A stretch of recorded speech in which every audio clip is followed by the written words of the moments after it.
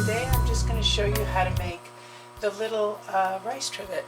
It's actually very similar to the rice pack that we did, but it has one little trade secret that I've told only one or two people over the years, and it might be obvious to some of you, but I've had so many people ask me, how do you fill it's so full? I'm going to show you how to fill these really full if you want to do them really full.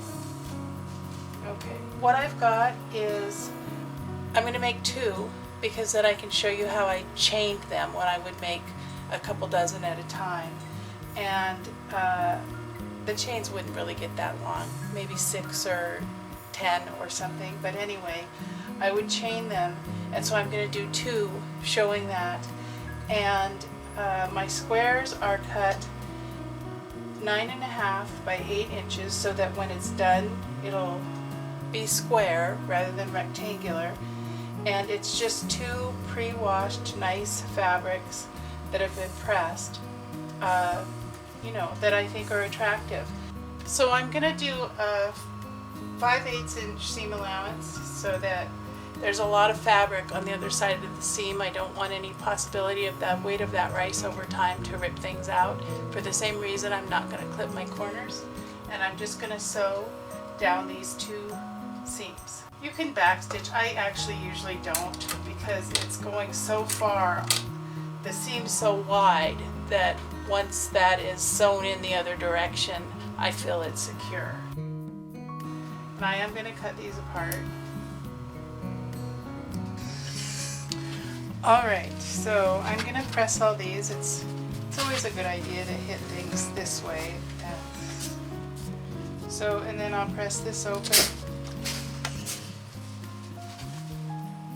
And then, like I say, I want the chicken to have the seam at the bottom, so I'm going to do it this way. And I'm going to press this like that.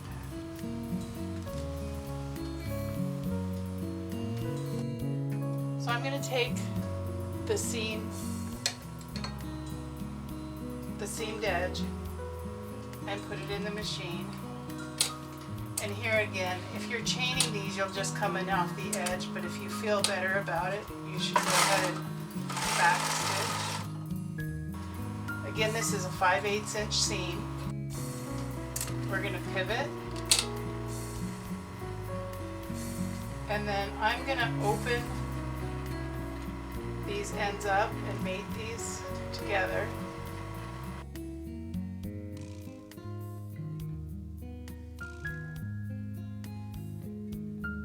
And I really don't think you need to backstitch there because we're going to sew over it and close it up. But then we're going to do the same. We're going to leave the work in the machine.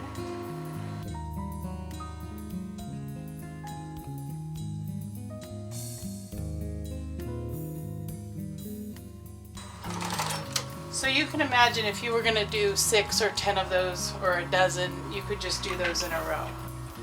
Then I would snip them apart, and now we're going to turn this. And one of the things we're going to do is we're going to open this seam here, and we're going to finger press this end open. Just like the other one we did with the iron, we're going to do this, just finger pressing. And now that we've got that finger pressed, we're going to flip this edge down and we're going to finger press that.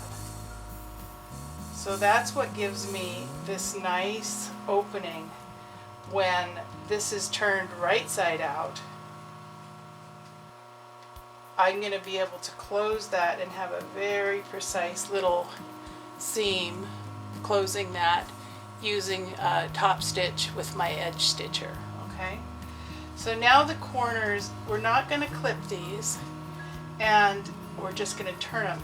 And we're not just going to turn it in a wad because we want this to be a nice crisp corner. We don't want it to look like that. So what we're going to do, we're going to fold this like this, and then we're going to fold this like this, and then what we're going to do is grab through. I've got my thumb underneath and my index finger holding it, and then I'm just going to turn it, and you see how it just makes a corner. You can do this also, pull that thread out. You can do this also when you're turning like a collar, and then you will have more bulk in there. I've got already a pretty crisp little pouch.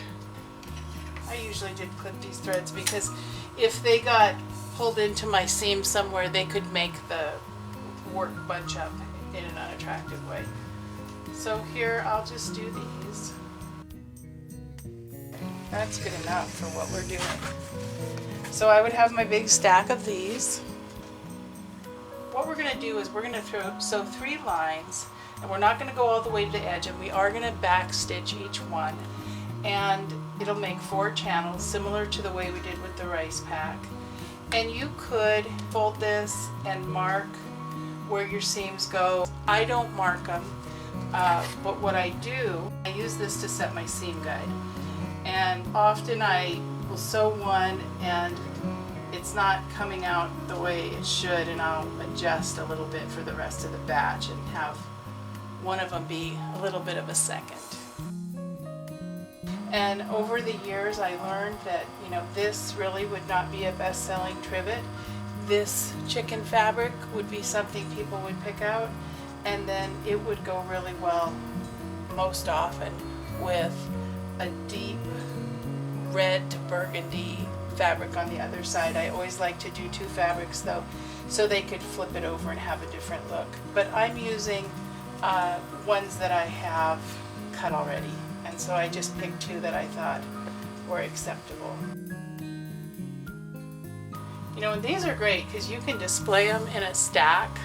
They look nice in the booth like that. And then the other thing is, if you're selling outside and it's windy, I would go around and set this. I'd have a set of matching pot holders and an oven mitt, and I would go set this on top, and then those can't blow away. So I actually use these to weight stuff down in my booth when it was windy. And then of course in a storm, you go for to protect everything as fast as you can, and you try to not let this rice get wet at all, not even with a little spritz of rain. Okay, and then I'm going to clip all these threads. I like to start with one of the inner channels because it just seems to be a good way to do it.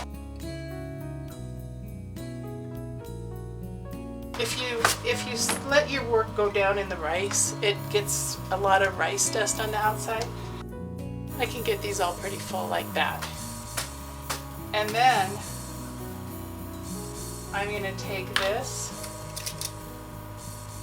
and I'm going to pin this 1 pin through each channel, and I'm going to go in and back and in and back, so that it's really retaining it in there. And I'm pushing the rice down. I don't want any rice near my needle.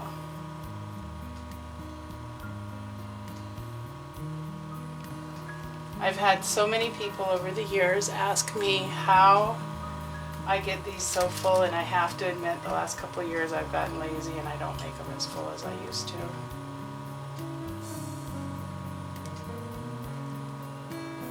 And I always say pin, pin, pin. I think I told 1 or 2 people over the years the real way. You do pin carefully. You don't want that rice getting in your machine.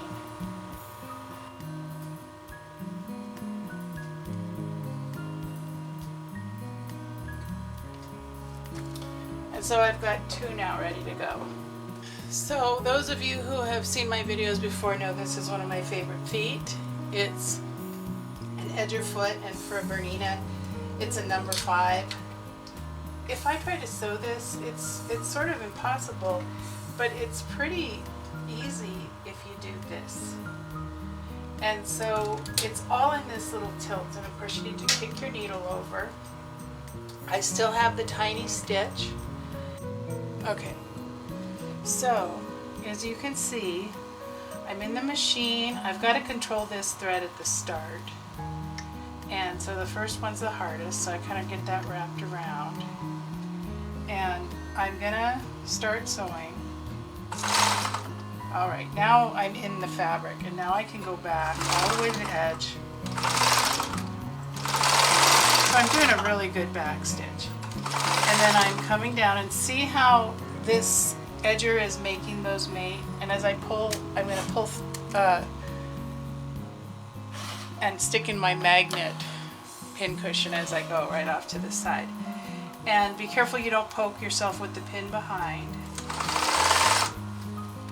But you just tip this way up. See, I've got this tipped way up. And I'm just going to kind of tug this a little. It's better if you have needle down for something like this, but I don't.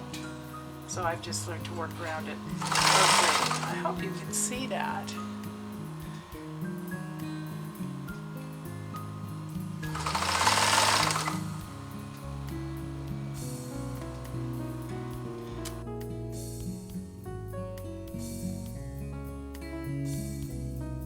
And I pull the pin before I get to the area when I can, because that really allows these to mate up.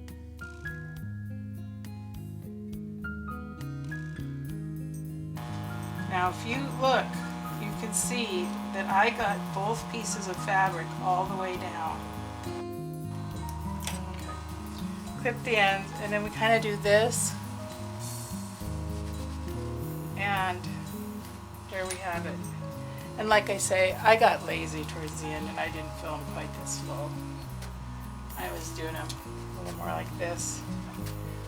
Not really as cool, but like I say, after a decade and hundreds and hundreds and hundreds of an item, you just, I mean, some of the items, thousands, really.